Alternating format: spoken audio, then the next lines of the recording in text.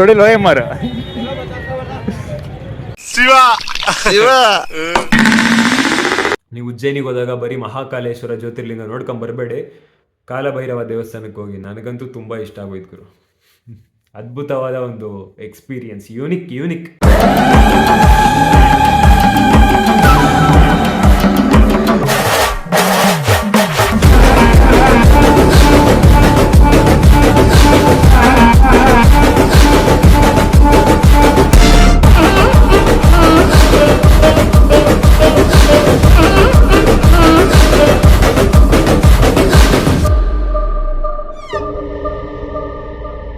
శతద్రువంశ వీరుడు, శత్రువుని చెండాడే యోధుడు, ఇదిగో వచ్చేస్తున్నాడు ಕಾಲ ಭೈರವ.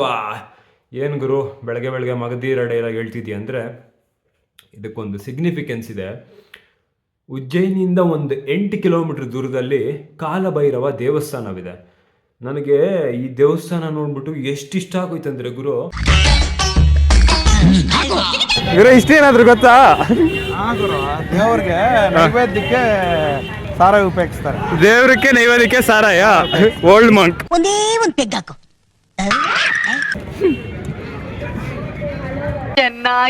ಚೆನ್ನಾಗಿದೆ. ಹೆಂಗೆ ನಮ್ಮ ಕೊಳ್ಳೇಗಾಲದಲ್ಲಿ ಈ ಮಾಟ ಮಂತ್ರ ಎಲ್ಲ ಮಾಡಿಸ್ತಾರೋ ಅದೇ ರೀತಿ ನಮ್ಮ ಒಂದು ಇತಿಹಾಸದಲ್ಲಿ ಒಂದು ಪ್ರಾಕ್ಟೀಸ್ ಇತ್ತು, ಈಗಲೂ ಇದೆ. ತಾಂತ್ರಿಕ್ ರಿಚುವಲ್ ಅಂದ್ಬಿಟ್ಟು, ಅಂದ್ರೆ ಮಂತ್ರಗಳ ಮೂಲಕ ಅಥವಾ ಆಬ್ಜೆಕ್ಟ್ಗಳ ಮೂಲಕ ಒಂದು ಸಾಧನೆಯನ್ನ ಮಾಡ್ಬೋದು. ಅಂದ್ರೆ ಏನಾದರೂ ರೋಗಗಳಿದ್ರೆ ಅದನ್ನ ನಿವಾರಣೆ ಮಾಡುವಂಥದ್ದು. ಯಾಕೆ ಗುರು ಈಗ ಈ ಒಂದು ಮಾಟ ಮಂತ್ರ ಅಥವಾ ತಾಂತ್ರಿಕ್ ರಿಚುವಲ್ನ ಮೆನ್ಷನ್ ಮಾಡ್ತಿದ್ದೀನಿ ಅಂದ್ರೆ ಇದಕ್ಕೆ ಕಾರಣ ಸಿಂಪಲ್ ಗುರು. ಉಜ್ಜಯಿನಿಯಿಂದ ಒಂದು 8 ಕಿಲೋಮೀಟರ್ ದೂರದಲ್ಲಿ ಕಾಲಭೈರವ ಅಂತ ಒಂದು ದೇವಸ್ಥಾನವಿದೆ. ಏನಾಗಿರೋದು ನೆತ್ತಿ ಮೇಲೆ? ಏನು ಓದು? ಮಹಾಕಾಲ್. ದೇವಸ್ಥಾನಗಳಿಗೆ ಕೆಲವರು ಒಂದೊಂದು ರೀಸನ್ ಇಂದ ಹೋಯ್ತಾರೆ. ಕೆಲವರು ಮನಃಶಾಂತಿ ಬೇಕು, ಕೆಲವ್ರಿಗೆ ನೋವುಗಳಿರುತ್ತೆ, ದೇವ್ರ ಹತ್ರ ತೋಡ್ಕೊಳಕ್ ಹೋಯ್ತಾರೆ. ಇನ್ನು ಕೆಲವ್ರಿಗೆ ಏನೋ ಬೇಕು ಕೇಳ್ಕೊಳಕ್ ಹೋಯ್ತಾರೆ. ಬಟ್ ನನಗೆ ಒಂದು ಎಕ್ಸ್ಪೀರಿಯನ್ಸ್ ಏನಿರುತ್ತೆ ಆ ಒಂದು ಪರ್ಟಿಕ್ಯುಲರ್ ಜಾಗದಲ್ಲಿ, ಒಂದೊಂದು ದೇವಸ್ಥಾನ ಒಂದೊಂದು ಇತಿಹಾಸಕ್ಕೆ ಫೇಮಸ್ ಆಗಿರುತ್ತೆ. ಅದೇ ರೀತಿ ಈ ಉಜ್ಜಯಿನಿಯ ಕಾಲಭೈರವ ಏನಿದೆ ಗುರು, ಇಲ್ಲಿರೋ ದೇವ್ರಿಗೆ ಎಣ್ಣೆ ಅಂದರೆ ತುಂಬ ಇಷ್ಟ. ಏನು ಗುರು ಹಂಗಾದ್ರೆ ಕುಡುಕನ್ನ ಪೂಜೆ ಮಾಡ್ತಾರ ಅಂದರೆ ಅದು ಹಂಗಲ್ಲ ಗುರು. ಆಗಲೇ ಏನು ಹೇಳಿದೆ, ಈ ತಾಂತ್ರಿಕ್ ರಿಚುವಲ್ಸು ಒಂದು ಮನುಷ್ಯನಿಗೆ ಅಥವಾ ಏನಾದರೂ ಒಂದು ಇಶ್ಯೂಸ್ ಇದ್ದಾಗ ಒಂದು ಆಬ್ಜೆಕ್ಟ್ ಮುಖಾಂತರನೋ ಅಥವಾ ಮಂತ್ರದಿಂದನೋ ಒಂದು ನಿವಾರಣೆ ಮಾಡೋ ಆ ಒಂದು ಕ್ಯೂರ್ ಮಾಡೋ ಶಕ್ತಿ ಇರುತ್ತಲ್ಲ, ಆ ಒಂದು ಸಿಗ್ನಿಫಿಕೆನ್ಸು ಆ ಉಜ್ಜಯಿನಿಯ ಕಾಲಭೈರವ ಒಂದು ದೇವನಿಗಿದೆ. ಸ್ಕಂದ ಪುರಾಣದಲ್ಲಿ ಭದ್ರಸೇನ ಅಂತ ಒಬ್ಬ ರಾಜನ್ ಮೆನ್ಷನ್ ಮಾಡಿದ್ದಾರೆ. ಈ ರಾಜ ಒರಿಜಿನಲ್ ಆಗಿ ಈ ಒಂದು ಕಾಲಭೈರವ ದೇವಸ್ಥಾನವನ್ನು ಕಟ್ಟಿರೋದು. ಆಗೆಲ್ಲ 2 ಸೆಕ್ಟ್ಗಳಿತ್ತು, ಅಂದರೆ 2 ವಿಭಾಗ ಇತ್ತು. ಒಂದು ಅಘೋರ, ಇನ್ನೊಂದು ಯಾವುದೋ ಮರ್ತಿದ್ದೀನಿ, ಸ್ಕ್ರೀನ್ ಮೇಲೆ ಮೆನ್ಷನ್ ಮಾಡ್ತೀನಿ. ಸೊ ಈ 2 ಸೆಕ್ಟ್ಗಳೇನಿರುತ್ತೆ, ಈ 2 ಸೆಕ್ಟ್ಗಳು ಈ ಒಂದು ಕಾಲಭೈರವನಿಗೆ ಎಣ್ಣೆ ಅಂದರೆ ಮದ್ಯವನ್ನು ಸಮರ್ಪಣೆ ಮಾಡ್ತಿದ್ರು. ಪ್ಲಸ್ ಮಿಥುನ ಅಂದರೆ ಈ ಸೆಕ್ಷುವಲ್ ಇಂಟರ್ಕೋರ್ಸ್ ಫಾರ್ಮು, ಮತ್ತು ಮುದ್ರ, ಮತ್ಸ್ಯ, ಮಾಂಸ. ಆಗಿನ ಕಾಲದಲ್ಲಿ ಈ 5 ಈ ಒಂದು ಕಾಲಭೈರವನಿಗೆ ಪೂಜೆ ಟೈಮಲ್ಲಿ ಸಮರ್ಪಣೆಯಾಗಿ ಕೊಡ್ತಿದ್ರು. ಏನಾದರೂ ರೋಗಗಳಿದ್ರೆ, ಏನಾದರೂ ತೊಂದರೆಗಳಿದ್ರೆ ನಿವಾರಣೆ ಮಾಡುವಂಥದ್ದು ಈ ಒಂದು ಪ್ರಸಾದದ ಮೂಲಕ. ಅಂದರೆ ಈ ಒಂದು 5 ಇಂಗ್ರೀಡಿಯೆಂಟ್ಸ್ ಏನಿದೆ ಇದನ್ನ ಆಬ್ಜೆಕ್ಟಿಫೈ ಮಾಡಿಕೊಂಡ್ರು ಏನಾದರೂ ಒಂದು ರೋಗ ಇನ್ನೊಂದೇನಾದರೂ ಇದಿದೆ ರಿಸಾಲ್ವ್ ಏನು ಮಾಡ್ತಿದ್ರೆ ನನಗೆ ಗೊತ್ತಿಲ್ಲ. ಬಟ್ ಇತಿಹಾಸ ಇರೋದು ಹಿಂಗೆ.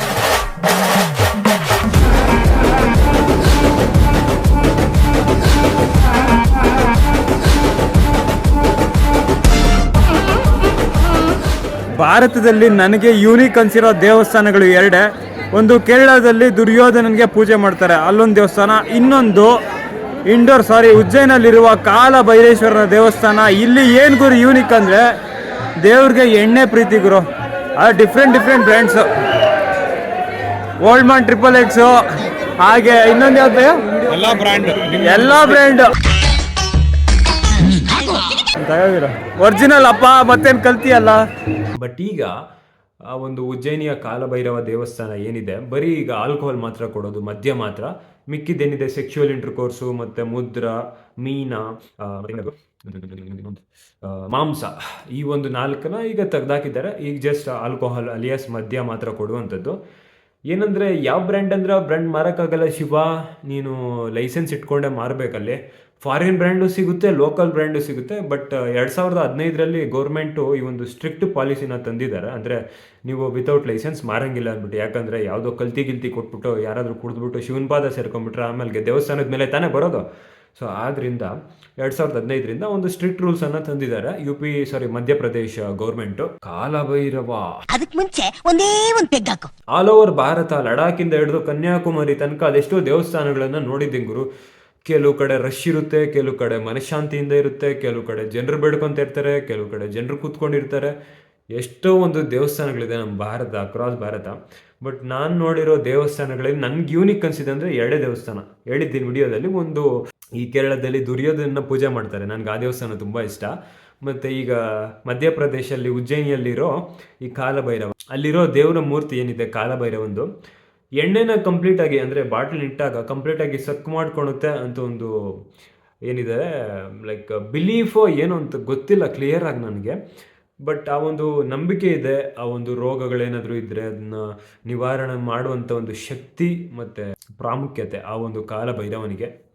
ಚೆನ್ನಾಗಿತ್ತು ಗುರು ಎಕ್ಸ್ಪೀರಿಯನ್ಸು. ಎಂತೆಂಥ ದೇವಸ್ಥಾನಗಳನ್ನ ನೋಡ್ಬಿಟ್ಟಿದ್ದೀನಿ. ನಮ್ಮ ಕಡೆ ಬಲಿ ಕೊಡ್ತಾರೆ, ಮನುಷ್ಯನ ಪ್ರಾಬ್ಲಮ್ ಹೆಸರಲ್ಲಿ, ಮನುಷ್ಯನ ಒಂದು ಹರಕೆಗಳ ಹೆಸರಲ್ಲಿ ಪ್ರಾಣಿಗಳು ಬಲಿ ಕೊಡೋದಿರ್ಬೋದು.